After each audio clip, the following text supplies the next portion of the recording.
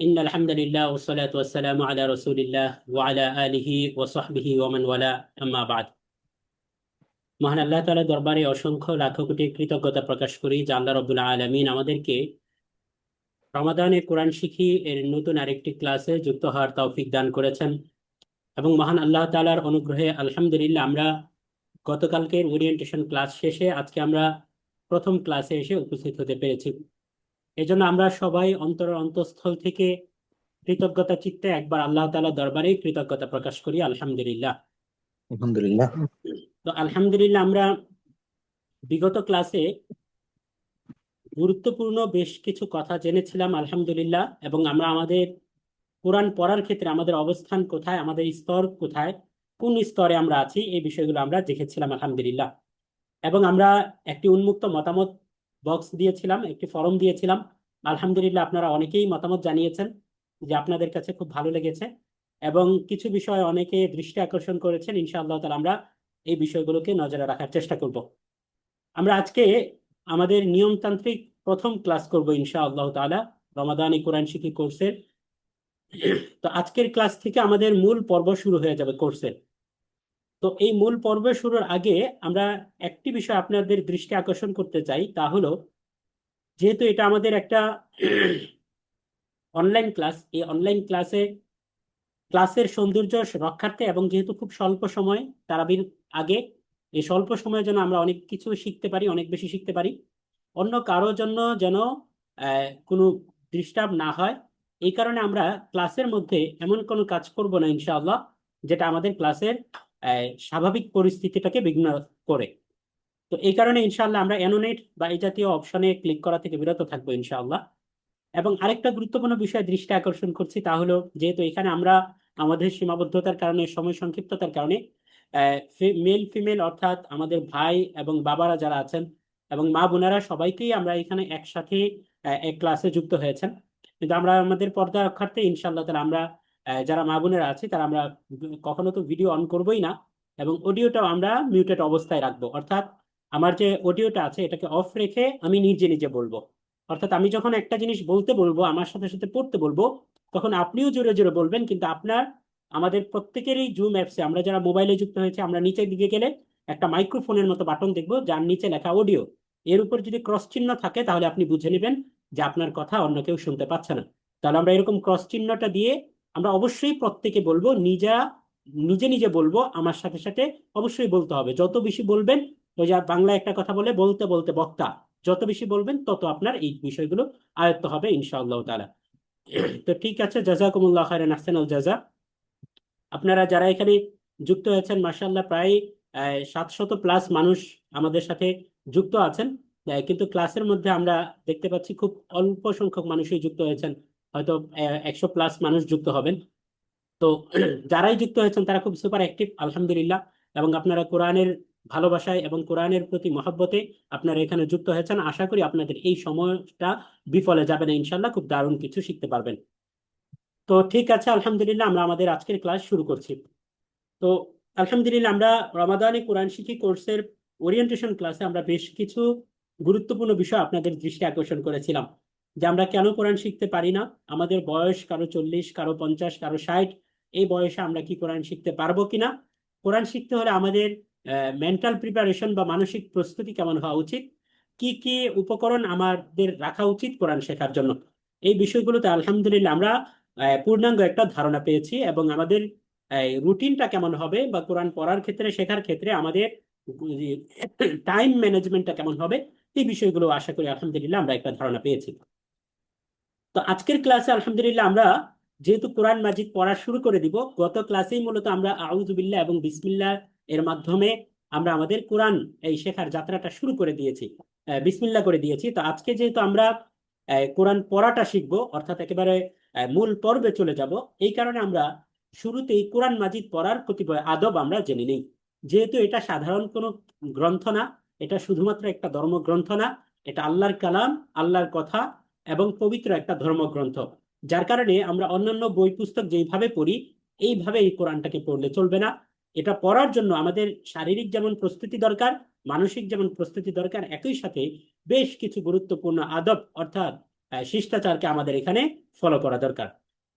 তো আলহামদুলিল্লাহ, আমরা পবিত্র কোরআন মাজিদ পড়ার কতিপয় আদবের মধ্যে প্রথমেই দেখতে পাচ্ছি যে আল্লাহর উদ্দেশ্যে ইবাদত মনে করে পড়া। এটাই তো ইখলাস, এটার নামই। যে ইখলাস মানে হচ্ছে যে শুধুমাত্র আল্লাহকে সন্তুষ্ট করার জন্য, আমি কোনো লোক দেখানোর জন্য না, কাউকে বলার জন্য না যে আমি এই রমজানে 3 খতম কোরআন পড়েছি, কোনো মানে অহংকার এটা প্রকাশ করার জন্য না, বা কোনো মানে পার্থিব কোনো উদ্দেশ্য হাসিলের জন্য না, একমাত্র আল্লাহ তাআলাকে রাজি এবং খুশি অর্থাৎ সন্তুষ্ট করার জন্যই ইনশাআল্লাহ তাআলা আমরা ইবাদত মনে করে এই কোরআনটা পড়ব। তাহলে এটা হবে আফজালুল ইবাদতি তিলাওয়াতুল কোরআন। এরপরে দ্বিতীয় যে বিষয়টা সেটা দেখেন, যে এই লক্ষ্যটা মনের মধ্যে স্থির করে রাখা, এই লক্ষ্যটা মনের মধ্যে স্থির করে রাখা যে আমি আল্লাহ তাআলার সাথে কথোপকথন করছি। খেয়াল করেন, কোরআন পুরাটাই হচ্ছে কালামুল্লাহ, অর্থাৎ আল্লাহ তাআলার কালাম। তার মানে আপনি কোরআন পড়ছেন, এর মানে হচ্ছে আপনি আল্লাহর সাথে কথা বলছেন। কারণ এই কোরআনে যা কিছু বলা হয়েছে সবই তো আল্লাহ আমাকে আপনাকে লক্ষ্য করেই বলছেন। তার মানে আল্লাহ আমাকে একটা কথা বলছেন এবং আমি সেই কথাটাকে শুনছি বা পড়ছি। তাহলে আমি কিন্তু আল্লাহর সাথেই কথা বলছি। সুতরাং এই বিষয়টা আমরা খেয়াল করব যে এই লক্ষ্যটা আমরা শুরুতে স্থির করে নিব যে আমি আল্লাহর সাথে কথোপকথন করছি। সুতরাং আপনি যদি একজন এমপি মন্ত্রী বা প্রাইম মিনিস্টারের সাথে কথা বলতে যান, আপনি যেরকম একদম পিন পতন মানে খুব কাচুমাচু হয়ে দাঁড়িয়ে থাকবেন, কোনো কথা বলবেন না, এবং আদবের খেলাফ হয় এমন কোনো কাজ বা শিষ্টাচার বহির্ভূত হয় এমন কোনো অঙ্গভঙ্গি বডি ল্যাঙ্গুয়েজ আপনি দেখাবেন না। একই সাথে তার প্রতি যেন আপনার উদাসীনতা বা অবহেলা প্রকাশ পায় এমন কোনো কাজও কিন্তু আমরা করি না কোনো প্রাইম মিনিস্টার বা এমপি মন্ত্রীর সামনাসামনি যদি আমরা কথা বলতে বসি। তাহলে যেখানে আহকামুল হাকিমিন, সমস্ত প্রাইম মিনিস্টারদের প্রাইম মিনিস্টার, যিনি সকল বিচারকদের বিচারক, এই পৃথিবীর হাজারো লাখো কোটি মাখলুকাতের যিনি স্রষ্টা, তার সাথে আমরা কথা বলছি, তার চিঠিটা পড়ছি, আমাদেরকে লক্ষ্য করে তার যে গাইডলাইন বার্তা, এই কথাগুলো আমরা পড়ছি, তখন আমাদের দিক থেকেও যেন কোনো রকম আদবের বলখেলাপ হয়, কোনো উদাসীনতা প্রকাশ পায়, কোনো অসম্মান প্রকাশ পায়, এমন কোনো কাজ যেন আমরা না করি। তৃতীয় বিষয় হচ্ছে আয়াত পাঠের সময় তার প্রতি সম্মান দেখানো এবং তার মহত্ব বোঝা। আমরা গত ক্লাসেই দেখেছিলাম যে আল্লাহ তাআলা বলেছেন কিতাবুন আনজালনাহু ইলাইকা মুবারাকুল লিয়াদাব্বারু আয়াতিহি ওয়া লিয়াতাযাক্কারা উলুল আলবাব। যে আল্লাহ তাআলা কোরআনটাকে নাজিল করেছেন সির্ফ দুইটা উদ্দেশ্যে। একটা উদ্দেশ্য হচ্ছে লিয়াদাব্বারু আয়াতিহি, যেন এর আয়াত দিয়ে চিন্তা ভাবনা করা হয়, ওয়া লিয়াতাযাক্কারা উলুল আলবাব, এবং মানুষের মধ্যে যারা জ্ঞান সম্পন্ন আছে, যারা বুদ্ধিমত্তা সম্পন্ন বুদ্ধিমান, তারা যেন এর থেকে শিক্ষা গ্রহণ করে। তাহলে বোঝা এবং শিক্ষা গ্রহণ করা, আর বুঝতে হলে তো অবশ্যই পড়তে হবে, এটা অটোমেটিক চলে আসে। তাহলে আমরা সহজ ভাষায় বলতে পারি কোরআনের আবেদন তিনটা: পড়া, বোঝা এবং শিক্ষা লাভ করা। তাহলে এই তিনটা কাজ যদি আমরা করতে পারি তাহলেই কেবলমাত্র কোরআনের প্রতি আমাদের আদব এবং সম্মান প্রকাশ পাবে এবং কোরআনের হক আমরা আদায় করতে পারবো ইনশাআল্লাহ তাআলা। 4 নম্বর যে কাজ তা হচ্ছে বিনয়, নম্রতা ও আয়াতের অর্থ বোঝার চেষ্টা নিয়ে পাঠ করা। অর্থাৎ আমরা যখন কোরআন পড়বো তখন আমার অনেকে আছে যে হেলান দিয়ে পড়ে বা পায়ের উপর পা তুলে পড়ে, অর্থাৎ আমার বডি ল্যাঙ্গুয়েজের মধ্যে এমন কোনো আচার আচরণ যেন প্রকাশ না পায় যা কোরআনের প্রতি অবহেলা বা কঠোরতা বা অন্য কিছু বিনয় প্রকাশ করে না, এমন যেন কিছু প্রকাশ না পায়। এবং আমরা আয়াতের অর্থ বুঝতে পারি বা না পারি, আমরা বোঝার নিয়তে আমরা ইনশাআল্লাহ তাআলা এই পাঠ করা শুরু করব। এবং আরেকটা খুব গুরুত্বপূর্ণ আদব হচ্ছে পবিত্র অবস্থায় পাঠ করা, লা ইয়ামাসসু ইল্লাল মুতাহহারুন, যে এই কোরআন যেন স্পর্শ না করে শুধুমাত্র পবিত্র ব্যক্তি ছাড়া। তাহলে পবিত্র ব্যক্তি ছাড়া যেহেতু অন্য কারোর জন্য এই কোরআনকে স্পর্শ করার কোনো সুযোগ নেই, এই কারণে ইনশাআল্লাহ তাআলা আমরা পবিত্র অবস্থায় পাঠ করব। একই সাথে পবিত্র স্থানে পাঠ করব, অর্থাৎ আমি নিজেও পবিত্র, যে জায়গায় বসে পাঠ করছি সেই জায়গাটাও পবিত্র। তাহলে পবিত্র অবস্থায় পবিত্র শরীর নিয়ে পবিত্র স্থানে বসে আমরা পাঠ করবো ইনশাআল্লাহ তাআলা। 7 নম্বর আদব হচ্ছে জ্ঞান বৃদ্ধির জন্য আল্লাহ তাআলার কাছে দোয়া করা এবং সাহায্য প্রার্থনা করা। দেখেন, আমরা এখানে তিনটা কাজের কথা বলা হয়েছে, কোরআনের তিনটা দাবি। 1 নম্বর হচ্ছে কোরআন পড়তে শেখা, কোরআন বুঝতে শেখা বা বোঝা, এবং কোরআনের শিক্ষাটাকে জীবনে বাস্তবায়ন করা। এই 3 দাবি যদি আমরা পালন করতে চাই তাহলে আমাদেরকে অনেকগুলো আহ, কাজের মধ্য দিয়ে আমাদেরকে যেতে হয়। যেমন আমাদের পড়া শিখতে হয়, আমাদের বোঝা, কোরআনের অর্থ বোঝার চেষ্টা করতে হয়।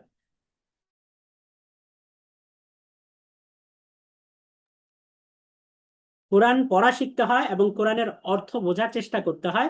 একই সাথে কোরআনের শিক্ষাটাকে জীবনে বাস্তবায়নের চেষ্টা করতে হয়। এখন এই কাজগুলো আমরা যখন এজ এ জেনারেল পার্সন, আমরা জেনারেল শিক্ষিত মানুষ, হয়তো বয়স 40, 50, 60, 70 আমরা আছি বা আরো কমও আছি, আমরা নিয়মতান্ত্রিক ভাবে মাদ্রাসায় গিয়ে কোরআন পড়ার বা শিক্ষা লাভ করার সুযোগ হয়নি বিধায় আমরা এই অনলাইন ক্লাসে এসে একত্রিত হয়েছি। তার মানে আমাদের জন্য জাগতিক জীবনের ব্যস্ততাকে একপাশে রেখে এই কোরআন শিক্ষার জন্য সময় ব্যয় করা এবং এই বয়সে এসে কোরআনের প্রতিটা বিষয়কে, নিয়ম কানুনকে মনে রাখাটা অনেকাংশেই কষ্টসাধ্য বিষয়। যদিও কষ্টসাধ্য বিষয় না, তারপরও আমাদের মাইন্ডে এটা সেট হয়ে গিয়েছে, মনে হয় কষ্টসাধ্য বিষয়। তো অনেকের কাছে থাকতে পারে যে মুখের জড়তার কারণে হয়তো হরফের উচ্চারণগুলো সঠিকভাবে আসবে না। এই কারণে আমাদের যে কাজটি করা লাগবে, যে জ্ঞান বৃদ্ধির জন্য এবং যেন আমাদের জন্য এই কাজটা সহজ হয়ে যায়, এই কারণে আমরা আল্লাহর কাছে দোয়া করব, যেমনি ভাবে মুসা আলাইহিস সালাম তার মুখের জড়তা দূর করার জন্য আল্লাহ তাআলার কাছে দোয়া করেছিলেন, এবং সেই প্রেক্ষিতে আল্লাহ তাআলা সূরা তাহার মধ্যে কয়েকটা আয়াত নাজিল করেছেন। তো এই জাতীয় আয়াতগুলোকে আমরা পড়ে এবং আল্লাহ সাহায্য কামনা করে তারপর আমরা কোরআন পাঠটা শুরু করব। 8 নম্বর আদব হচ্ছে কোরআন পাঠ শুরু করার পূর্বে শয়তান থেকে আল্লাহ তাআলার কাছে আশ্রয় প্রার্থনা করা এবং আল্লাহর নামে কোরআন পাঠ করা শুরু করা, অর্থাৎ আউযু বিল্লাহ এবং বিসমিল্লাহ পাঠ করা।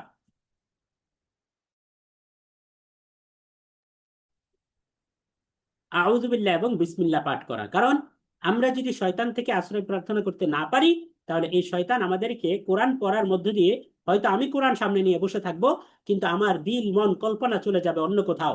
এই কারণে আমরা অনেক সময় দেখি যে নামাজের মধ্যে আমরা দাঁড়াই কিন্তু নামাজের মধ্যে আমাদের মন থাকে না, মন চলে যায় 7 আসমান 7 জমিনের মধ্যে, শুধু ঘোরাফেরা করে। তো এই কোরআন পড়ার সময়ও যদি আমরা শয়তান থেকে পর্যাপ্ত প্রস্তুতি নিয়ে অজু করে পবিত্র হয়ে শয়তান থেকে আশ্রয় প্রার্থনা করে যদি আমরা কোরআন পড়তে বসতে পারি এবং আমরা সুগন্ধি ব্যবহার করতে পারি, অর্থাৎ নিজেকে পরিপূর্ণ প্রিপেয়ার করে যদি আমরা কোরআন তেলাওয়াত করতে বসি, তবেই ইনশাআল্লাহ তাআলা আমরা কোরআন তেলাওয়াতের প্রতি এবং কোরআনের প্রতি আমাদের পূর্ণ মনোযোগ ধরে রাখতে পারবো এবং আল্লাহ তাআলার সাহায্য প্রাপ্ত হব।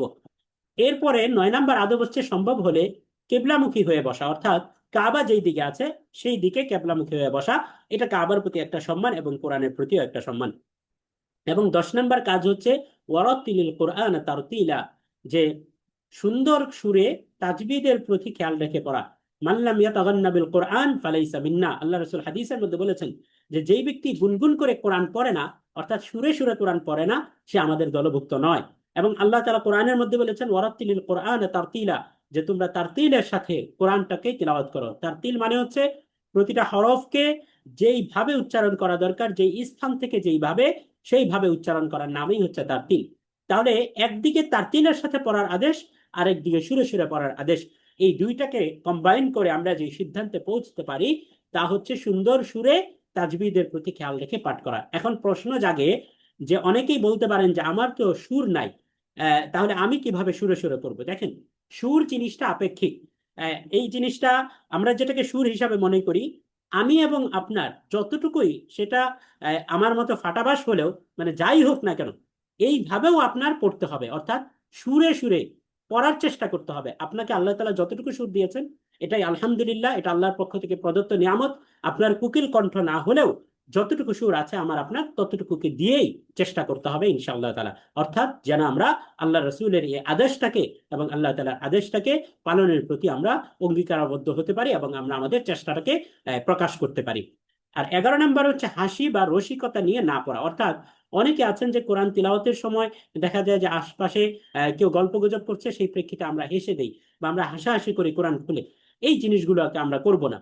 মোট কথা, যদি আমরা সবগুলো আদবকে সামনে রাখি, তাহলে আমরা দেখতে পারবো যে পবিত্র দিল নিয়ে, পবিত্র শরীর নিয়ে, পবিত্র স্থানে বসে এবং সব ধরনের অবহেলা অসম্মান প্রদর্শন হয় এমন কাজ থেকে বিরত থেকে পূর্ণ মনোযোগের সাথে আল্লাহ তাআলার কাছে সাহায্য কামনা করে কোরআন পড়তে বসা, এটাই হচ্ছে কোরআন মাজিদ পড়ার আদব। তাহলে আশা করি আলহামদুলিল্লাহ আমরা এই কোরআন মাজিদ পড়ার আদবগুলো আমরা বুঝতে পেরেছি।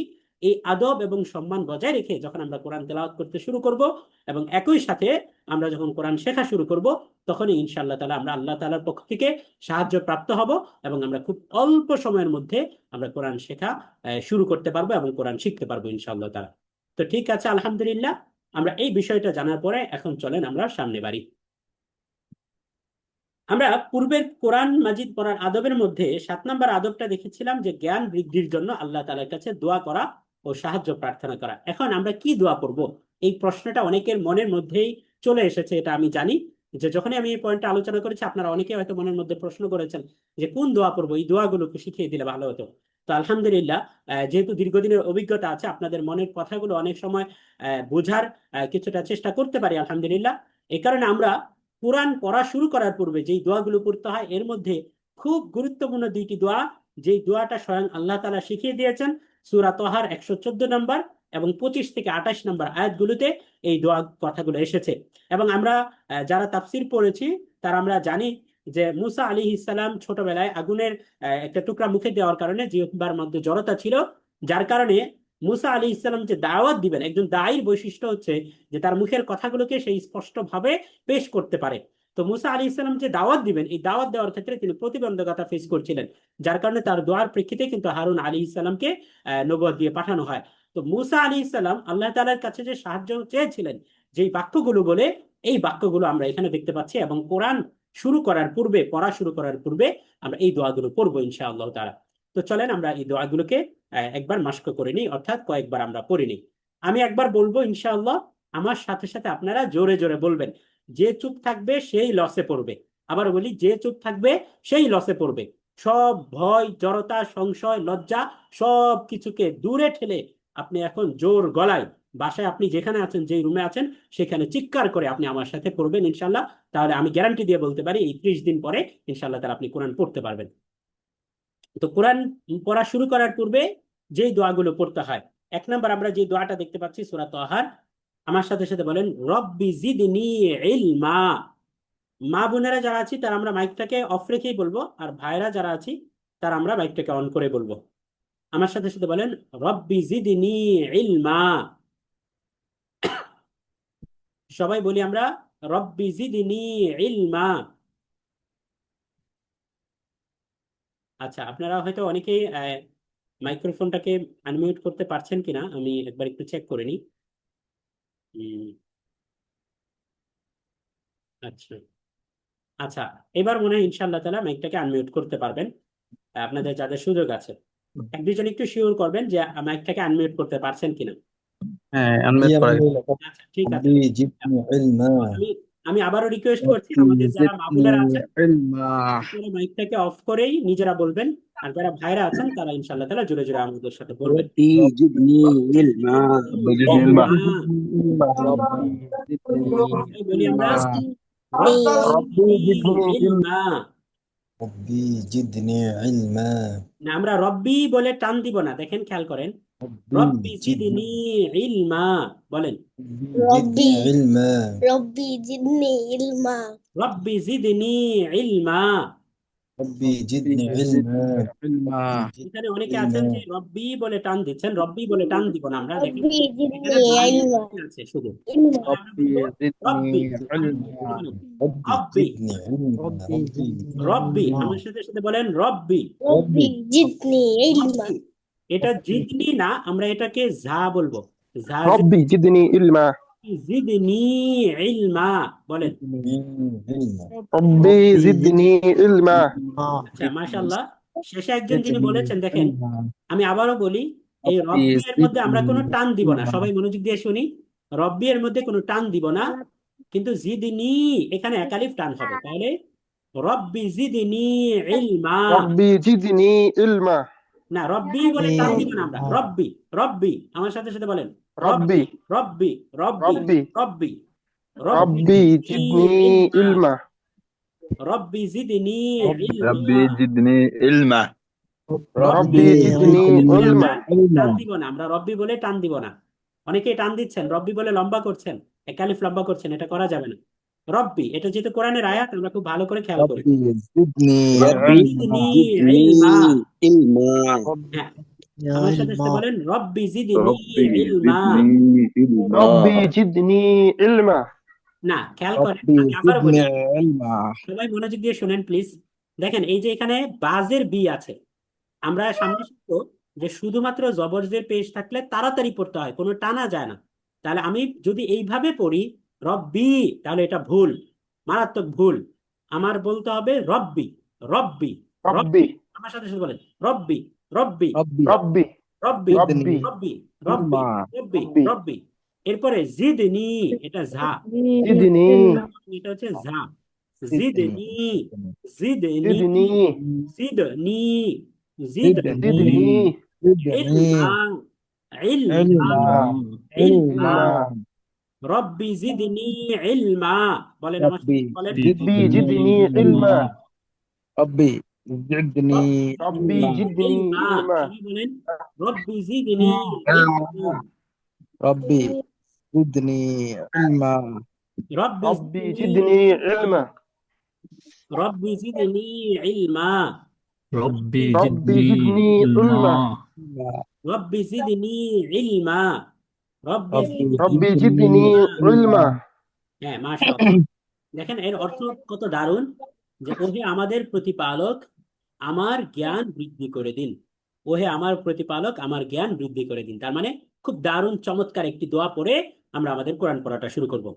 এরপরে দ্বিতীয় যেই দোয়াটি, যেই দোয়াটা 4টা আয়াতে এসেছে, অর্থাৎ 25, 26, 27 এবং 28 সূরা তোহার, এই 4টা আয়াত মিলিয়ে মুসা আলাইহিস সালাম যেই দোয়াটি পড়েছেন আমরা সেটা পড়ার চেষ্টা করব ইনশাআল্লাহ তাআলা। তাহলে আমরা দোয়াটি একবার দেখার চেষ্টা করি। আচ্ছা, আমি যেভাবে বলি আমার বলাটাকে আগে আপনাদের মনোযোগ দিয়ে, খুব মনোযোগ দিয়ে শুনতে হবে, তারপরে জোরে জোরে বলতে হবে। এটাই লাইভ ক্লাসের বেনিফিট। আপনি যদি না বলেন তাহলে আপনার যে কোন জায়গায় ভুল হচ্ছে এটা আমি ধরিয়ে দিতে পারবো না।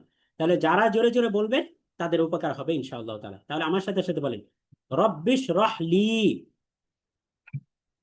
বলেন সবাই, সবাই মাইকটাকে আনমিউট رب اشرح ربي اشرح لي রব্বিশ رب اشرح لي ربي রহলি, اشرح رب ربي اشرح لي اشرح لي মা বোনেরা নিজেরা মনে মনে বলেন রব্বিশ ربي اشرح لي রব্বিশ رب اشرح لي রব্বিশ রহলি। ربي رب اشرح لي দেখেন এখানে অনেকে যে ভুলটা করে, অনেকে বলে যে রব্বিশ সহলি, সহলি বলে, সহলি না, বরং রব্বিশ রহলি, রহ জবর রহ, এখানে আপনাকে রটা বলতে হবে। অনেকে বলে রব্বিশ সহলি, রব্বিশ সহলি, সহলি বলতে رب اشرح لي এখানে হবে রব্বিশ রহলি।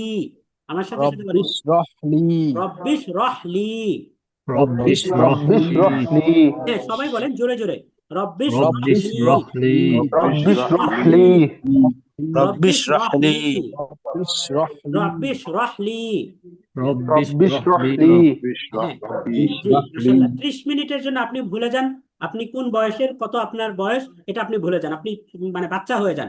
যা বলা হবে শুধু আপনি সেটাই করবেন এবং জোরে জোরে জোর গলায় বলবেন ইনশাআল্লাহ, সব লজ্জা ربي اشرح দ্বিধা لي সংশয় সব দূর করে বলেন ربي রব্বিশ اشرح لي রহলি, ربي رب اشرح اشرح لي لي রব্বিশ রহলি, ربي اشرح ربي لي اشرح لي রব্বিশ রহলি, رب اشرح لي রব্বিশ রহলি। ربي رب اشرح اشرح لي সদরি, ربي اشرح সদরি, صدري صدري সদরি বলা যাবে না, আমরা বলবো সদ, সদ, সদরি। صدري صدري রব্বিশ রহলি সদরি, ربي اشرح رب لي اشرح رب اشرح لي صدري রব্বিশ صدري রহলি সদরি, ربي اشرح لي صدري রব্বিশ رب اشرح রহলি لي সদরি, صدري রব্বিশ রহলি সদরি। رب رب اشرح اشرح لي لي صدري صدري লি বলে আমরা একালিফ টান দিব, এই যে যিনি শেষে পড়লেন তিনি টান দেননি।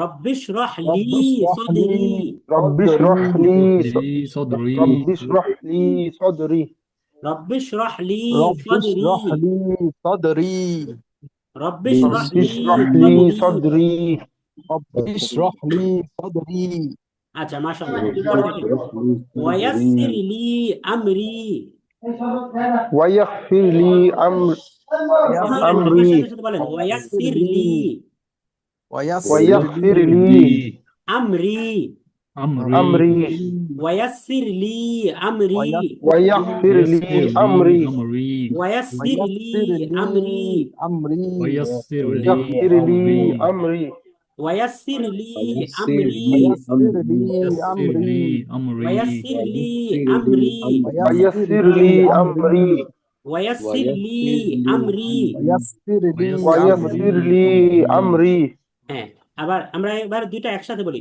রব্বিশ রাহলি সদরি ওয়ায়াসির লি আমরি। رب اشرح لي رب صدري اشرح لي ويسر رب لي اشرح أمري رب اشرح لي صدري اشرح لي ওয়ায়াসির লি صدري আমরি। ويسر لي أمري আচ্ছা আবার বলেন, রব্বিশ রাহলি رب সদরি اشرح لي رب اشرح لي صدري صدري ويسر ওয়ায়াসির أمري লি ويس আমরি। ويس ويسر لي أمري رب اشرح لي আচ্ছা মাশাআল্লাহ, এরপর আমরা সামনে বাড়ি। رب বলেন اشرح لي ওয়াহলুল, বলেন صدري ওয়াহলুল, واحلل ওয়াহলুল, واحلل واحلل ওয়াহলুল, ওয়াহলুল, واحلل ওয়াহলুল, واحلل উকদাতাম মিন লিসানি, উকদাতাম মিন লিসানি। عقدة من لساني হ্যাঁ, কলকলা করতে হবে এখানে, উকদাতাম মিন লিসানি। عقدة من لساني عقدة من لساني হ্যাঁ, عقدة উকদাতাম من মিন লিসানি বলেন। عقدة من لساني হ্যাঁ, উকদাতাম মিন লিসানি। عقدة عقدة من لساني عقدة من لساني হ্যাঁ, উকদাতাম মিন লিসানি। عقدة من لساني হ্যাঁ, লিসানি। ওয়াহলুল উকদাতাম মিন লিসানি বলেন। واحلل ওয়াহলুল عقدة واحلل উকদাতাম عقدة মিন من লিসানি। لساني من لساني واحلل واحلل عقدة من لساني. عقدة من لساني واحلل عقدة من لساني واحلل عقدة من لساني. عقدة واحلل من عقدة من لساني لساني يفقه قولي. يفقه قولي يفقه বলে আমরা একালিফ টান ইয়াহু। দেব। يفقه قولي. يفقه من لساني قولي হ্যাঁ, يفقه قولي. يفقه قولي হ্যাঁ, يفقه বলে আমরা টান দিব, আবার قولي বলে আমরা টান দিব। তাহলে يفقه يفقه قولي। قولي আচ্ছা মাশাআল্লাহ। তাহলে দেখেন আমরা দুইটা দোয়া পড়লাম। এই শেষের দোয়ার অর্থ হচ্ছে রব্বি, অর্থ হচ্ছে হে আমার রব, রব্বি হে আমার রব। ইশরাহ আপনি খুলে দিন, আপনি প্রশস্ত করে দিন, উন্মুক্ত করে দিন, লি আমার জন্য, সদরি আমার বুক, আমার জন্য আপনি আমার বুক প্রশস্ত করে দিন। আলহামদুলিল্লাহ, যারা এখানে কোরআনে আরবি শিখে লেভেল 1 কোর্সের শিক্ষার্থী আছেন, তাদের এটাকে বলে বোঝাতে হবে না, তারা প্রত্যেকে আলহামদুলিল্লাহ এটার অর্থটা বুঝতে পারেন আলহামদুলিল্লাহ। তাহলে দেখেন, রব্বি হে আমার রব, ইশরাহ আপনি উন্মুক্ত করে দিন বা খুলে দিন, লি আমার জন্য, সদরি আমার বুক বা আমার বক্ষ প্রশস্ত করে দিন। এলেম ঢোকার জন্য, এলেম যেন আমার বক্ষের মধ্যে অবস্থান বা আমার বুকের মধ্যে অবস্থান করতে পারে, আমার জন্য যেন সহজ হয়। ওয়ায়াসির লি, ওয়ায়াসির এবং আপনি সহজ করে দিন, লি আমার জন্য, আমরি আমার বিষয়টাকে, আমার জন্য আমার কাজ বা আমার বিষয়কে সহজ করে দিন। ওয়াহলুল এবং আপনি দূর করে দিন, অর্থাৎ হল করে দিন, দূর করে দিন, উকদাতান জড়তাকে, মিন থেকে, লিসানি আমার জিহবা, মিন লিসানি আমার জিহবা থেকে, উকদাতান জড়তাকে, ওয়াহলুল আপনি দূর করে দিন, ওয়াহলুল এবং আপনি দূর করে দিন, উকদাতাম মিন লিসানি আমার জিহবা থেকে জড়তাকে দূর করে দিন। কেন জড়তাকে দূর করবেন? ইয়াফকাহু যেন তারা বুঝতে পারে, ফাকাহাত অর্থ বোঝা, ইয়াফকাহু যেন তারা বুঝতে পারে, কওলি আমার বক্তব্যকে, আমার কথাকে। মূলত শব্দটা ছিল ইয়াফকাহু না, কিন্তু যেহেতু পূর্বে ওয়াহলুল আদেশমূলক ক্রিয়াপদ এসেছে, এই কারণে শেষে নুন পড়ে গিয়েছে। এটা যারা আমরা লেভেল 1 কোর্সে আছি, অর্থাৎ কোরআনী আরবি শিখি, তারা এটা আমরা জানি আলহামদুলিল্লাহ। তো ইয়াফকাহু কওলি যেন তারা আমার কথাকে বুঝতে পারে। তাহলে এই যে দুইটা খুব দারুণ, অসাধারণ, আল্লাহ তাআলা শিখিয়ে দেওয়া শ্রেষ্ঠ দুইটা দোয়া, এই দুইটা দোয়া যদি আমরা পড়ে শুরু করতে পারি ইনশাআল্লাহ তাআলা, তাহলে বয়স যতই হোক না কেন, মুখের জড়তা যতই থাকুক না কেন, যতই আইন গইন হা হরফগুলো আপনার মুখ থেকে উচ্চারণ না হোক না কেন, এই দোয়ার বরকতে ইনশাআল্লাহ তাআলা আল্লাহ তাআলা আমাদের বুকটাকে যেমন ইলম গ্রহণের জন্য প্রস্তুত করে দিবেন, প্রশস্ত করে দিবেন, উন্মুক্ত করে দিবেন, একই সাথে আমার কোরআন শেখার কাজটি সহজ করে দিবেন এবং কোরআনের অক্ষরগুলোকে সঠিক মাখরাজ থেকে সঠিক সিফাতের সাথে সঠিকভাবে উচ্চারণ করার জন্য আমার জিহ্বার জড়তাটাকে দূর করে দিবেন ইনশাআল্লাহ তাআলা। আমরা সবাই বলি আল্লাহুম্মা আমিন। আল্লাহ তাআলা আমাদেরকে তৌফিক দান করুন। এ পর্যায়ে চলেন আমরা লাস্ট ক্লাসে যেখান থেকে ছিলাম সেই শেষ থেকে আমরা আবার আজকের ক্লাসটা শুরু করব। আমরা প্রথমেই কোরআন মাজিদ পড়ার যে আদব ছিল অর্থাৎ দোয়াগুলো আমরা পড়ে নিলাম। এ পর্যায়ে আমরা আউযু বিল্লাহ এবং বিসমিল্লাহটার মাধ্যমে আমরা কোরআন শেখাটা শুরু করব। তো গত ক্লাসে আমরা আউযু বিল্লাহ এবং বিসমিল্লাহটা প্র্যাকটিস করেছিলাম। আজকের ক্লাসেও আমরা প্র্যাকটিস করব, তবে তার আগে আমি আপনাদেরকে কয়েকটা বিষয় একটু দেখিয়ে দিতে চাই। অর্থাৎ আউযু বিল্লাহটা পড়তে গিয়ে কোন কোন জায়গায় সাধারণত ভুল হয় আমি আগে এই বিষয়গুলোর দিকে আপনাদেরকে মেনশন করব, তারপরে ইনশাআল্লাহ তাআলা আমরা এটা প্র্যাকটিস করব। দেখেন, প্রথমত যে ভুল হয় যে অনেকে আউযু বলে, অর্থাৎ এই আইনটাকে উচ্চারণ করতে পারে না। শুরুতে যখন হামজা বলছি, হামজা জবর আ, তখন বলে উজু, আউযু, কিন্তু এটা ভুল।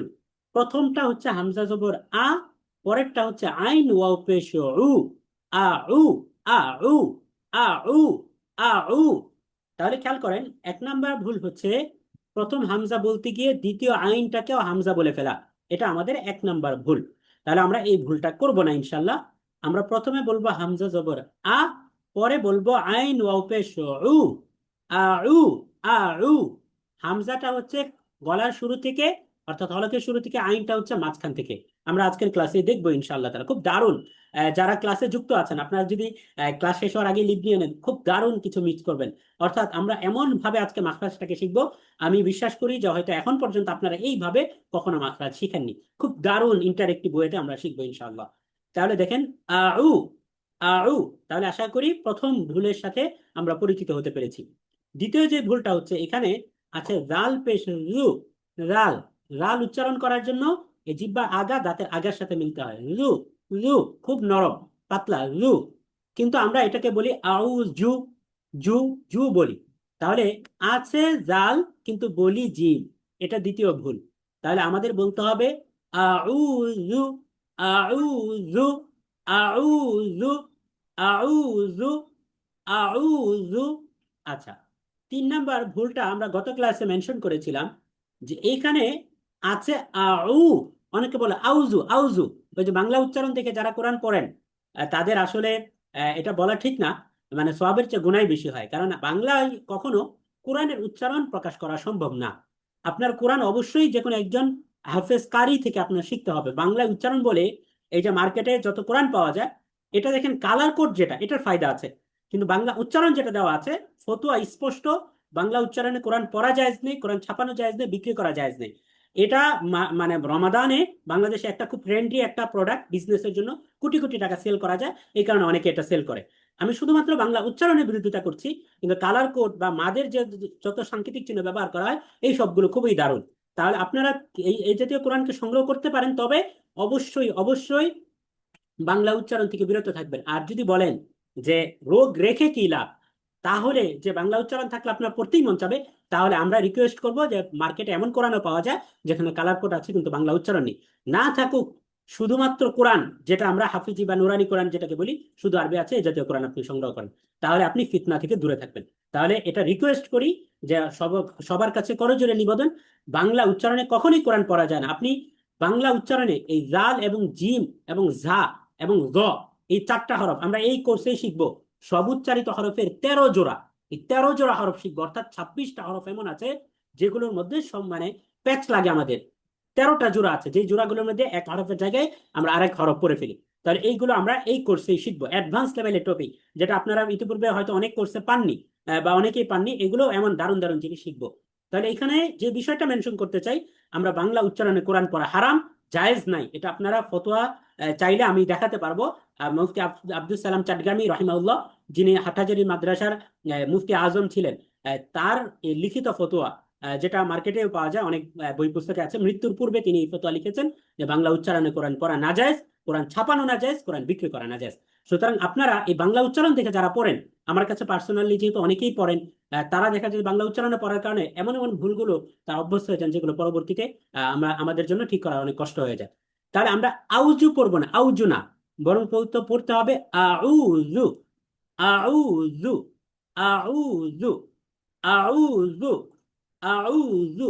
হামজা জবর আ, আইন ওয়াও পেশ উ, জাল পেশ জু, আউযু। তাহলে খুব খেয়াল করেন। আচ্ছা, এখানে আমরা sorry to say MD Faridul Islam নামে একজন ভাই, তিনি আঁকাআঁকি করছেন। আমরা আঁকাআঁকি করবো না ইনশাল্লাহ, আমরা দেখেন আঁকাআঁকি করবো না, আঁকাআঁকি করবো না আমরা। আঁকাআঁকি করলে অন্যদের ডিস্টার্ব হবে। আমরা প্রথমত সতর্ক করছি, তারপরে ইনশাল্লাহ তাআলা আমরা হয়তো অন্য কোনো আরো কঠোর পদক্ষেপ নিতে বাধ্য হবো। জাযাকুমুল্লাহ খাইরান। তাহলে দেখেন, 1 নাম্বার ভুল বলেছিলাম হামজা পড়া, আউযু পড়া, এটা 1 নাম্বার ভুল, আউ পড়া। 2 নাম্বার ভুল হচ্ছে আউজু পড়া, আউজু, আউ আউ আউ। আমরা ব্যথা বলে যে বলি আউ, এ আউ পড়াও ভুল। পড়তে হবে আউ, আউ, তারপর হচ্ছে জাল পেশ জু, আউযু। তাহলে এই একটা শব্দ পড়তে গিয়ে 3 থেকে 4 রকমের ভুল হয়। আবার অনেকে আইন দ্বিতীয় হরফে উচ্চারণ করার সময় প্রথম থেকে বলে আউযু, আউযু এমন বলে। তাহলে 3টা ভুল থেকে আমরা বিরত থাকবো। আমরা বলবো আউযু, আমার সাথে সাথে আপনারা বলেন সবাই, আউযু, আউযু, সবাই বলেন আউযু, أعوذ আউযু। উযু মাশাআল্লাহ, উযু أعوذ মাশাআল্লাহ। উযু أعوذ আচ্ছা, ঠিক উযু আছে, ঠিক আছে, উযু মাশাআল্লাহ, জাযাকুমুল্লাহ। আচ্ছা, এরপরে খেয়াল করেন, পরের যে শব্দটা আছে বিল্লাহি, এখানে আমাদের আল্লাহ শব্দের লামটাকে পাতলা করে পড়তে হবে, বিল্লাহি। আমরা যদি বিল্লাহি পড়ি তাহলে এটা ভুল হবে, পড়তে হবে বিল্লাহি, বিল্লাহি, বিল্লাহি। তাহলে বিল্লাহি পড়া যাবে না, পড়তে হবে বিল্লাহি, পাতলা করে পড়তে হবে, বিল্লাহি, বিল্লাহি, বিল্লাহি, পাতলা করে পড়তে হবে বিল্লাহি। তাহলে আউযু বিল্লাহি, আউযু বিল্লাহি, আউযু বিল্লাহি। এরপরে দেখেন মিনাশ শাইতানির রাজিম।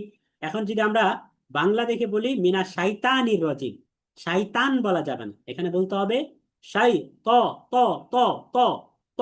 আমরা শিখবো, মুখটাকে গোল করে বলতে হবে শাই, ত, শাই, ত, শাই, ত, মিনাশ শাইতান, মিনাশ শাইতান। তাহলে আমরা পরের ভুলটার জায়গা চিহ্নিত করলাম, যে এখানে ত এর পরিবর্তে আমরা তা বলে ফেলি, শাইতান বলে ফেলি বা শয়তান বলে ফেলি। দেখেন, মিনাশ শয়তান বলা যাবে না, বরং আরবিতে বলতে হবে মিনাশ শাইতান। এটাকে শয় বলা যাবে না। এই যে দেখেন নিচে শয়তান লেখা, কারণ বাংলা উচ্চারণে এই শয়তান লেখে না, লেখে শয়তান। তাহলে এই শয়তান যদি পড়ি তাহলে শয়তানের মতো এখানে পড়া ভুল হয়ে যাবে আমাদের। বুঝতে পেরেছেন? পড়তে হবে শাই, ত, শাই, ত। তাহলে দেখেন আমরা 1 2 3 4 5 6 6 ধরনের ভুল আমরা পড়ে থাকি এতটুকুর মধ্যে। এরপরে দেখেন আর রজিম, এখানে প্রথমত আমাদের যেহেতু র এর উপরে জবর আছে, পড়তে হবে আর রজিম, র পড়তে হবে এবং জিম পড়তে হবে, জিম শক্ত করে, রজিম। অনেকে বলে রাজিম, রাজিম, রা বলে, জিম বলে, জিম, রাজিম। রাজিম বলা যাবে না, বলতে হবে রজিম, রজিম। তাহলে আশা করি এই যে 8 ধরনের ভুল আমরা সাধারণত করে থাকি, এই ভুলগুলো থেকে আমরা বিরত থাকতে পারবো ইনশাআল্লাহ তাআলা। তাহলে চলেন আমরা এখন ভুলগুলোকে এক পাশে রেখে আমরা সঠিকভাবে আমরা কয়েকবার প্র্যাকটিস করি ইনশাআল্লাহ তাআলা। আমার সাথে সাথে সবাই বলবেন, আউযু বিল্লাহি মিনাশ শাইতানির রাজিম। বলেন أعوذ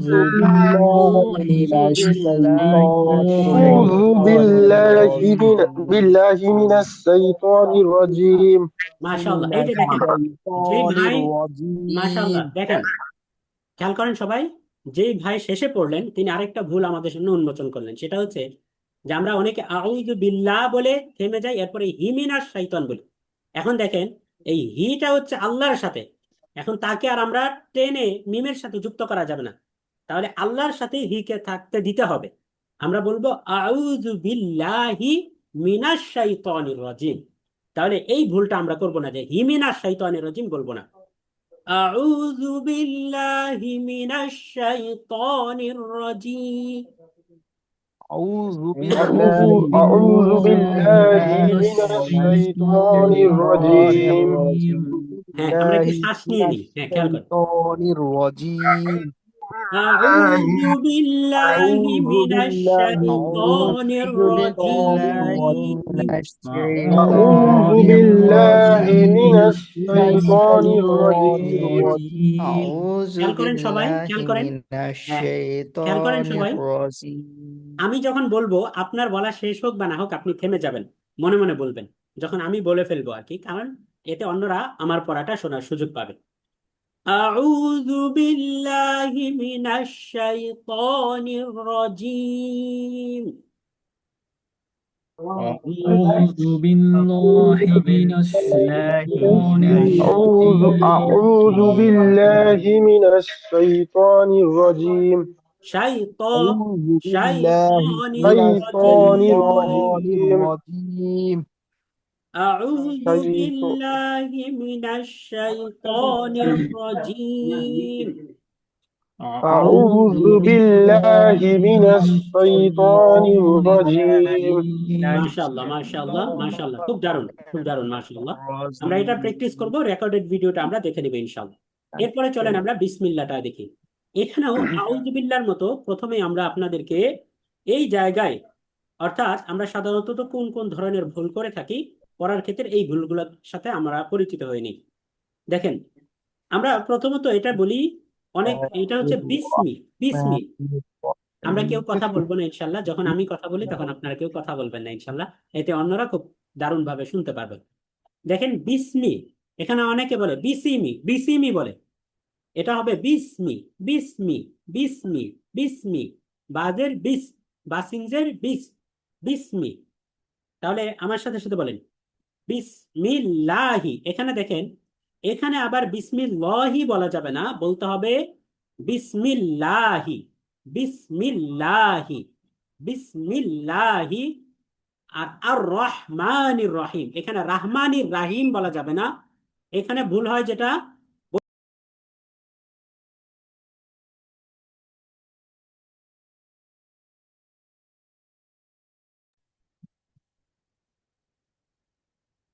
আচ্ছা, আলহামদুলিল্লাহ, আমরা আশা করি শুনতে পাচ্ছি আলহামদুলিল্লাহ, মাঝে হয়তো নেট ডিসকানেক্ট হয়ে গিয়েছিল। আশা করি এখন শুনতে পাচ্ছেন আলহামদুলিল্লাহ। সবাই শুনতে পাচ্ছেন আলহামদুলিল্লাহ? আলহামদুলিল্লাহ আচ্ছা, ঠিক আছে, আলহামদুলিল্লাহ। তো দেখেন, আমরা এখানে রাহমানির রাহিম বলবো না, বরং এটা হবে রহমানির রহিম। তাহলে রহমান আমরা বলবো রহমান, র বলবো মোটা করে এবং হাটাকে উচ্চারণ করবো, অর্থাৎ গলার মাঝখান থেকে রহিম। তাহলে আমার সাথে সাথে বলেন বিসমিল্লাহির রহমানির রহিম। بسم الله الرحمن الرحيم রহিম।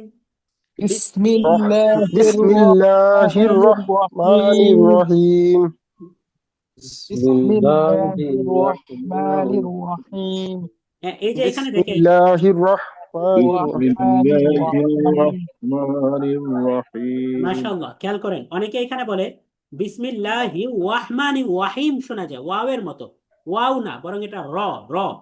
তাহলে খেয়াল করেন বিসমিল্লাহির রহমানির রহিম।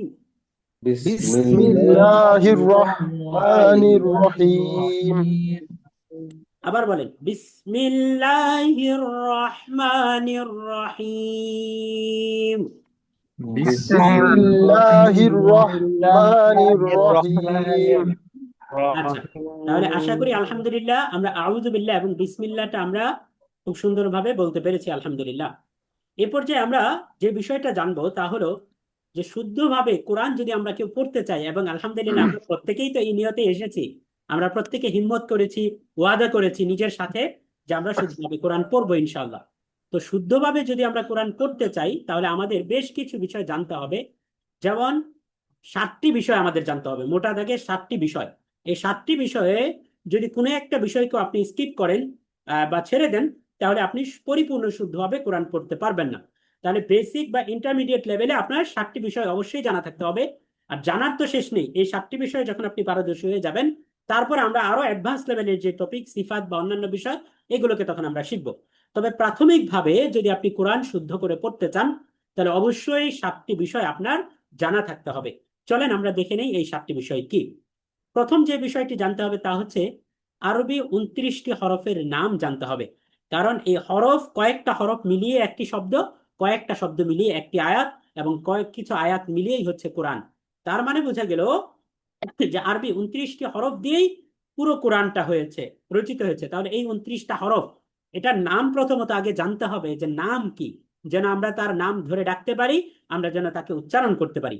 দ্বিতীয়ত যে বিষয়টা আমাদের জানতে হবে যে উচ্চারণ স্থল বা মাখরাজ কোনটা, অর্থাৎ যে হরফটা আমি শিখলাম যে এর নাম আলিফ, এই আলিফ হরফটা কোথা থেকে উচ্চারিত হয় এটা আমাদের জানতে হবে। উচ্চারণ স্থল, যাকে আরবিতে মাখরাজ বলে, অর্থাৎ বের হওয়ার জায়গা, এই হরফটা কোথা থেকে বের হবে, মুখের কোন অংশ বা গলার কোন অংশ থেকে বের হবে, এই বিষয়টা আমাদের জানতে হবে। এবং আকৃতি চিনতে হবে। তার মানে খেয়াল করেন, আমরা 3টা ধাপে আরবি 29টি হরফ আমাদের জানতে হবে। 1 নম্বর হচ্ছে নাম জানতে হবে, 2 নম্বর হচ্ছে মাখরাজ বা উচ্চারণ স্থল জানতে হবে, এবং আকৃতি জানতে হবে। এই প্রত্যেকটাকে আমরা ডিটেলস ব্রেকডাউন করব নেক্সট ক্লাসগুলোতে ইনশাআল্লাহ তাআলা। এরপরে দেখেন, আমরা আরবি 29টা হরফ জেনেছি, এখন দরকার পড়বে এক হরফকে আরেক হরফের সাথে যুক্ত করে, কানেক্ট করে শব্দ গঠন করা, যেই শব্দগুলো দিয়েই কিন্তু আয়াত তৈরি হবে বা আয়াত হবে। তাহলে দেখেন, আয়াত যদি পড়তে চাই তাহলে আমাকে শব্দ পড়তে হবে, আর শব্দটা গঠিত হয় হরফের সমন্বয়ে। এই কারণে আমাদের মুরাক্কাব তথা আরবি যুক্তাক্ষর পড়ার নিয়মাবলী জানতে হবে, অর্থাৎ আরবি যুক্তাক্ষর কিভাবে তৈরি হয়, কিভাবে এগুলোকে পড়তে হয়, বানান করে কিভাবে পড়তে হয়, এই বিষয়গুলো আমাদের জানতে হবে। তৃতীয় যে বিষয়টি জানতে হবে তা হলো, আরবি হরফ আমি জেনে ফেলেছি, পুরো কোরআনে আমরা তাকাইলে দেখবো শুধু হরফ আর হরফ, তবে এর পাশাপাশি আমরা হরফের উপরে নিচে থাকা কিছু প্রতীক বা চিহ্নও আমরা দেখতে পাবো। তাহলে তার মানে বোঝা গেল যে শুধুমাত্র হরফ, তা মুক্তাক্ষর হোক কিংবা যুক্তাক্ষর, অর্থাৎ একাকী ইন্ডিভিজুয়াল হরফ অথবা দুইটাকে সমন্বয় করে যে যুক্ত অক্ষর, এই দুইটাকে চেনাটাই যথেষ্ট নয়। কোরআন পড়ার জন্য আমাদেরকে স্বর চিহ্ন ও স্বর এবং ব্যঞ্জন বর্ণ চিহ্ন, এগুলোকে আমাদের চিনতে হবে। অর্থাৎ আমাদের এই হরফের উপরে এবং নিচে থাকা যে সাংকেতিক চিহ্ন আছে, প্রতীক আছে, যেগুলোকে আমরা জবর, জের, পেশ তথা হরকত, তানবিন, তাসদিদ, জজম ইত্যাদি নামে আমরা চিনে থাকি। তাহলে আমাদের এই 3 নাম্বার কাজ হলো হরফের উপরে ও নিচে ব্যবহৃত বিভিন্ন প্রতীক বা চিহ্ন তথা হরকত, তানবিন, তাসদিদ ও জজমের পঠন পদ্ধতি জানা, অর্থাৎ এগুলো কিভাবে পড়তে হয় এই বিষয়গুলো আমাদের জানতে হবে। 4 নাম্বার হচ্ছে মাদ তথা টেনে পড়ার নিয়মাবলী জানা। আমরা কিন্তু একটু পরে চিত্র সহকারে খুব দারুণ ভাবে আকর্ষণীয় পদ্ধতিতে আমরা হরফ মাখরাজ সহ শিখবো ইনশাল্লাহ। যার কারণে যারা এখন চলে যাচ্ছেন ক্লাস থেকে, তারা কিন্তু খুব দারুণ কিছু মিস করবেন। তো আপনারা থাকবেন, আর অল্প সময়ে আমরা ক্লাসটা শেষ করে দিব। 4 নাম্বার হচ্ছে মাদ তথা টেনে পড়ার নিয়মাবলী জানা। যেমন আমরা একটু আগে বললাম, রব্বি জিদনি ইলমা, জিদনি বলে যে আমরা টান দিলাম, কেন টান দিলাম এখানে, আর রব্বির মধ্যে কেন টান দিলাম না? তাহলে এই যে মাদ তথা টেনে পড়া, কোথায় আমাকে 1 আলিফ টেনে পড়তে হবে, কোথায় 2 আলিফ টেনে পড়তে হবে, কোথায় 3 আলিফ টেনে পড়তে হবে। ইন্টারেস্টিং, খুব ইম্পর্টেন্ট একটা বিষয় আপনাদেরকে বলে রাখি, নামাজ অশুদ্ধ হয়ে যায় যেই মানে কোরআন পড়ার ক্ষেত্রে যে ভুলগুলোর কারণে নামাজ নষ্ট হয়ে যায়, তার মধ্যে অন্যতম ভুল হচ্ছে মাদের ভুল। কারণ এখানে আপনি টান দেওয়া বা না দেওয়ার দ্বারা অনেক সময় শব্দ চেঞ্জ হয়ে যায়। আমি যদি বলি ইয়াফকাহু শুধু টান না দিয়ে, তাহলে অর্থ হবে সে একজন পুরুষ বুঝবে। আর যদি বলি আমি ইয়াফকাহু টান দিয়ে, তাহলে অর্থ হবে তারা সকল পুরুষ বুঝবে। এই বিষয়টা অলরেডি কোরআন আরবি শিখে লেভেল 1 কোর্সে যারা যে 400-500 মতো মানুষ আমাদের সাথে গত 13 বছরে কোরআনের ভাষা শিখেছেন, তাদের কাছে অলরেডি ক্রিস্টাল ক্লিয়ার যে এই কিভাবে এই একটু টানের কারণে, হরকতে এবং মাদের কারণে শব্দের পরিবর্তন হয়ে যায়, নামাজ নষ্ট হয়ে যায়। এই বিষয়গুলো অলরেডি সবাই জানেন। তাহলে মাদ এটা খুব ইম্পর্টেন্ট একটা বিষয়, মাদ আমাদের খুব ভালো করে শিখতে হবে। আপনি যদি কোনো গুন্নার ক্ষেত্রে ভুল করেন তাহলে নামাজ নষ্ট হবে না, কিন্তু মাদের ক্ষেত্রে ভুল করলে আপনার শব্দ পরিবর্তন হয়ে নামাজ নষ্ট হয়ে যাবে। 5 নাম্বার যে বিষয় হচ্ছে গুন্নার নিয়মাবলী জানা, অর্থাৎ কোরআনটাকে যদি আমরা গুনগুন করে পড়ার মতো, অর্থাৎ শ্রুতি মধুর করতে চাই, তার তিলের সাথে হক আদায় করে পড়তে চাই, তাহলে আমাদের আরেকটা বিষয় জানতে হবে, সেটা হচ্ছে গুন্নার নিয়মাবলী, অর্থাৎ কখন আমরা হরফের উচ্চারণটাকে নাকের বাসিতে নিয়ে আমরা 1 সেকেন্ড ধরে রাখবো, এই বিষয়টা আমাদের জানতে হবে। 6 নম্বর যে গুরুত্বপূর্ণ বিষয় জানতে হবে তা হলো যে আল্লাহ যে শব্দটা আছে, শুধুমাত্র আল্লাহ, এই আল্লাহ শব্দের লামটাকে আমরা কখন আল্লাহ বলবো আর কখন আল্লাহ বলবো, এই বিষয়টা আমাদের জানতে হবে। অর্থাৎ কখন আল্লাহকে আল্লাহ পাতলা করে বলতে হয় আর কখন আল্লাহ মোটা করে বলতে হয়, এই নিয়মাবলী আমাদের জানতে হবে। একই সাথে আমরা কখন রহমান বলতে পারবো নাকি এই রাহমান বলতে পারবো, অর্থাৎ রটাকে কি আমরা মোটা করে পড়বো নাকি পাতলা করে পড়বো, এই নিয়মটাও আমাদের জানা থাকতে হবে। 7 নম্বর বিষয় হচ্ছে ওয়াকফ ও সাক্তার নিয়মাবলী জানা। ওয়াকফ মানে হচ্ছে থামা, অর্থাৎ কোরআন পড়ার ক্ষেত্রে আমরা কোন জায়গায় থামতে পারবো আর কোন জায়গায় থামতে পারবো না। এমনও জায়গা আছে যেখানে থামলে আপনার অর্থ পরিবর্তন হয়ে যায়, আবার এমনও জায়গা আছে যেখানে না থাকলেও অর্থের মধ্যে অসামঞ্জস্যতা লক্ষ্য করা যায়। তার মানে এই ওয়াকফের বিষয়টা খুবই গুরুত্বপূর্ণ। একই সাথে সাক্তা নামক একটা বিষয় আছে, অর্থাৎ যেখানে দমটাকে পরিপূর্ণভাবে ছেড়ে দেওয়া যায় না, তবে আওয়াজ বা স্বরটাকে ছেড়ে দিতে হয়। তো এই বিষয়টাও আমরা শিখবো ইনশাআল্লাহ তাআলা। তাহলে আমরা বলতে পারি মোটা দাগে যদি এই 7টি বিষয় আমরা আয়ত্ত করতে পারি, তাহলে ইনশাআল্লাহ তাআলা যারা আমরা কোরআন একদমই অক্ষর চিনি না বা পড়তে পারি না, শুদ্ধ করে পড়তে পারি না, তারা প্রত্যেকেই আমরা একদম শুদ্ধ করে কারীদের মতো করে আমরা কোরআন তেলাওয়াত করতে পারবো ইনশাআল্লাহ। তবে এর জন্য শর্ত হলো ওয়ান এন্ড ওয়ানলি শর্ত হচ্ছে আপনাকে লেগে থাকতে হবে, কনসিস্টেন্সি বজায় রাখতে হবে, শেষ দিন পর্যন্ত আমাদের সাথে থাকতে হবে। আমরা আপনার যে হাত ধরেছি এই হাত কোরআন না শিখিয়ে ছাড়বো না ইনশাআল্লাহ। তবে শর্ত হচ্ছে আপনারও হাতটা আমাদের হাতে রাখতে হবে। তাহলে চলেন আমরা আমাদের প্রথম এই 7টা বিষয়ের মধ্যে প্রথম যে বিষয় 1 নম্বর বিষয় আমরা আজকে এখন শিখবো ইনশাআল্লাহ তাআলা। যদিও অল্প, আমাদের ক্লাসের সময় প্রায় শেষের দিকে, কিন্তু আমরা খুব অল্প সময়ে ক্লাসটাকে শেষ করে দিব ইনশাআল্লাহ। তাহলে প্রথম যে বিষয় ছিল 1 নম্বর বিষয় ছিল যে আরবি 29টি হরফের পরিচয় জানা, কয়েকটা ভাবে নাম জানা, তার উচ্চারণ জায়গা কোথা থেকে সে আসে, কোন জায়গা থেকে সে উঠে আসছে এটা জানা, এবং তার আকৃতি কেমন হয়, অর্থাৎ কখন কি রূপ সে লাভ করে। শব্দের শুরুতে থাকলে তার আকৃতি কেমন থাকে, মাঝে থাকলে কেমন থাকে, শেষে থাকলে কেমন থাকে, একা থাকলে কেমন থাকে, অন্যের সাথে মিলে আসলে কেমন থাকে। তো এই সব কিছু আমাদের জানতে হবে। তাহলে চলেন আমরা প্রথম বিষয় জানার দিকে আগাই। তাহলে 1 নাম্বার হচ্ছে আমরা এখন শিখবো আরবি হরফ সমূহের বিবরণ। প্রথমে আমরা আরবি 29 হরফের মধ্যে দেখেন খুব দারুণ ইন্টারেক্টিভ ওয়েতে আমরা আমাদের স্লাইডটা তৈরি করা হয়েছে আলহামদুলিল্লাহ, যেন আপনাদের এটা পড়ার ক্ষেত্রে কোনো রকম কোনো দ্বিধা সংশয়ের মধ্যে পড়তে না হয়। এবং আমি এটা গ্যারান্টি দিয়ে বলতে পারবো যে খুব কম জায়গায় হয়তো আপনারা এইভাবে ইন্টারেক্টিভ ওয়েতে আপনারা শিখতে পেরেছেন। আলহামদুলিল্লাহ আমরা কোরআনিক রিসার্চ একাডেমি থেকে যতগুলো কাজই করি চেষ্টা করি আলহামদুলিল্লাহ আমরা কোয়ালিটিফুল করে করতে। তো দেখেন আমরা এখানে প্রথম যে হরফ 1 নম্বর হরফ, এই হরফের নাম হচ্ছে আলিফ। আমরা এখানে আলিফটাকে জলজল করতে দেখছি, লাইটিং করছে আলিফ। এই যে একটা সোজা রেখা লাঠির মতো, এটাকে আমরা বলবো আলিফ। তাহলে দেখেন এই আরবি হরফের নাম লেখা আছে আলিফ। আমরা উচ্চারণটা মাস্ক করার আগে, প্র্যাকটিস করার আগে কয়েকটা বিষয় আমরা খেয়াল করি। দেখেন আলিফ এই হরফটি পড়তে খেয়াল রাখি, অর্থাৎ আপনাকে খেয়াল রাখতে হবে বেশ কিছু বিষয়। 1 নাম্বার বিষয় হচ্ছে কোনো টান হবে না, বলতে হবে আলিফ আলিফ আলিফ আলিফ আলিফ, কোনো টান হবে না, বলতে হবে আলিফ আলিফ আলিফ আলিফ আলিফ। তার মানে 1 নাম্বার হচ্ছে কোনো টান নেই। 2 নাম্বার বিষয় হচ্ছে এর উচ্চারণ পাতলা, অর্থাৎ মুখ স্বাভাবিক রেখে বলতে হবে, অর্থাৎ যাকে আমরা বলি বারিক। খেয়াল করেন পুর এবং বারিক নামে একটা পরিভাষার সাথে আমরা পরিচিত। পুর মানে হচ্ছে মোটা করে পড়া, বারিক মানে পাতলা করে পড়া, এটা ফার্সি শব্দ পুর এবং বারিক। তাহলে পুর বারিক যেহেতু অনেকের কাছে কঠিন মনে হতে পারে, এই কারণে আমরা মোটা এবং পাতলা বলে আমরা এগুলোকে ব্যক্ত করব। এখন মোটা পাতলার এই শব্দের মারপেঁচে পড়ার আগে চলেন আপনাকে উদ্ধার করি। উদ্ধার করব কিভাবে? শর্টকাট একটা মেথড আছে, যেটা হচ্ছে আমি বলি যে SBM মেথড, অর্থাৎ আমার নিজের মেথড। এই মেথডটা হচ্ছে যে মুখ গোল করে যদি আমরা পড়ি তাহলে এটা মোটা উচ্চারণ হবে। খেয়াল করেন আমি যদি র হরফ পড়ি, র হরফটা মোটা, তাহলে দেখেন আমার মুখ গোল হয়ে যাচ্ছে, র, র জবর র। কিন্তু যদি আমি র এর নিচে জের দিয়ে পড়ি তাহলে পাতলা করে পড়তে হবে রি রি রি। তাহলে স্বাভাবিকভাবে মুখ যেমন থাকে, অর্থাৎ চ্যাপ্টা, এই চ্যাপ্টা থাকলে পাতলা উচ্চারণ হয় স্বাভাবিক, আর গোল করলে মোটা উচ্চারণ হয়। তাহলে আমরা এখন আলিফ হরফটা যে পড়বো আমার মুখের দিকে খেয়াল করেন, আলিফ আলিফ। আমরা এইভাবে পড়বো না, আলিফ এইভাবে পড়বো না, মুখ গোল করে পড়বো না, বরং পড়বো আলিফ আলিফ আলিফ আলিফ। আমার দাঁত উপরের পাটির দাঁতটা গিয়ে ঠোঁটের মাঝটা ভেজা অংশটাকে স্পর্শ করবে, আলিফ আলিফ। তাহলে 1 নাম্বার বিষয় আমরা জানলাম আলিফের ক্ষেত্রে যে কোনো টান হবে না, পাতলা তথা মুখ স্বাভাবিক রেখে পড়তে হবে। 3 নাম্বার বিষয় হচ্ছে এটা দেখতে একটা লাঠির মতো, দেখেন কেমন যেন একটা লাঠি ফেলে রাখা হয়েছে, সোজা একটা লাঠি একটু আঁকা বাঁকা, এই লাঠিটা এটাই হচ্ছে আলিফ। এবং এর মাখরাজ কি, অর্থাৎ কোন জায়গা থেকে এটা উচ্চারিত হয়? দেখেন গলা ও মুখের শূন্য স্থান হতে উচ্চারিত হয়। এই যে উপরের চিত্রতে আমরা দেখতে পাচ্ছি, এই যে একটা লাল রেখা, এই যে এটা গলা এবং মুখ, তার মানে ঠোঁটও মিলবে না, কিছুই মিলবে না। ঠোঁট মিলবে শেষে গিয়ে, কারণ আলিফ শেষে দেখেন একটা ফ আছে, ফ উচ্চারণ করতে গিয়ে ঠোঁটে মিলবে, কিন্তু তার আগে ঠোঁটে মিলবে না। তাহলে আমরা বলবো আলিফ।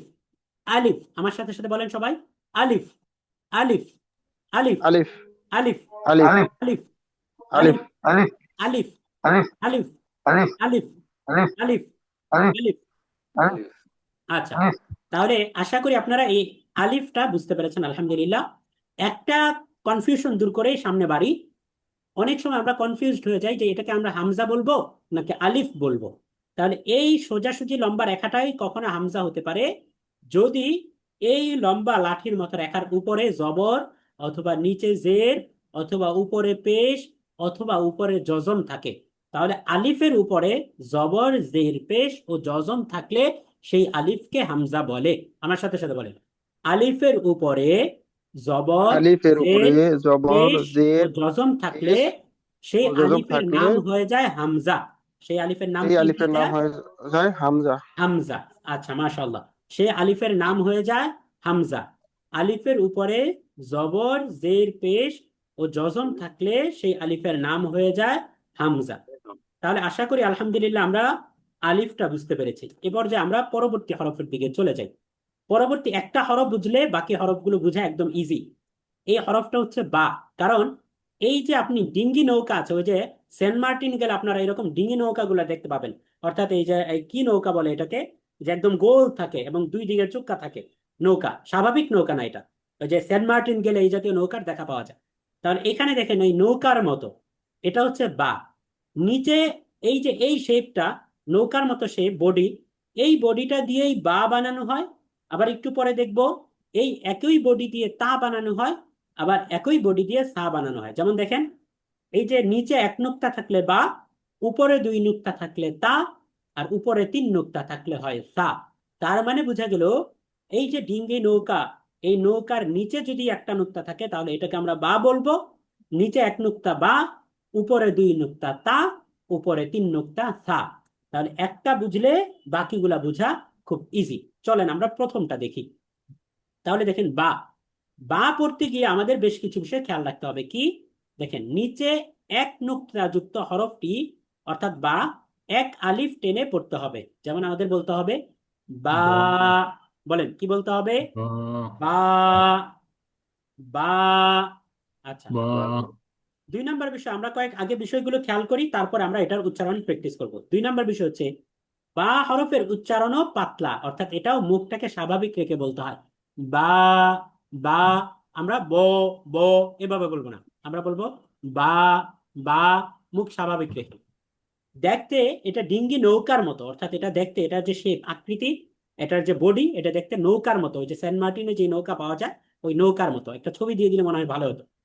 এরপরে দেখেন, দুই ঠোঁটের ভেজা অংশ থেকে উচ্চারিত হয়। তার মানে এই বা এই উচ্চারণের জায়গা হচ্ছে এই যে দেখেন দুই ঠোঁটের ভেজা অংশ।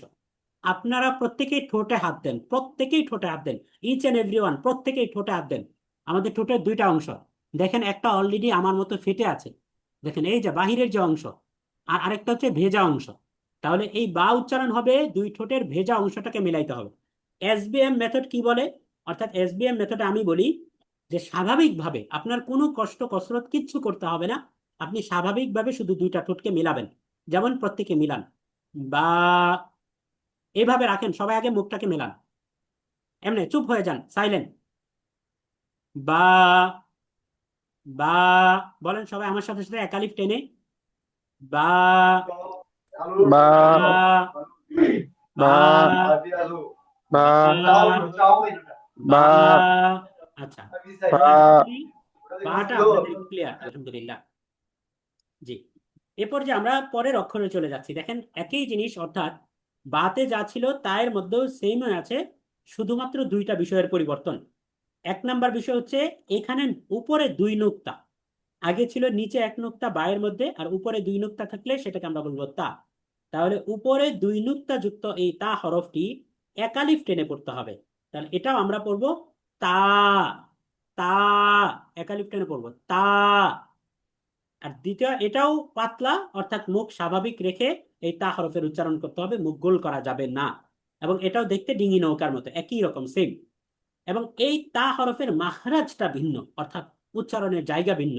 উপরেই দেখেন গোল কালারে মার্ক করা আছে, দেখেন এই যে দাঁত দেখা যাচ্ছে, সাদা সাদা দাঁত, এর মধ্যে হলুদ যে মারি, এখানে দেখেন এই দাঁতের গোড়ায় জিহ্বাটা স্পর্শ করছে, এবং এই জিহ্বার অংশটা, যে অংশটা লাগছে, ওই অংশটা নীল কালারে মার্ক হয়ে গিয়েছে।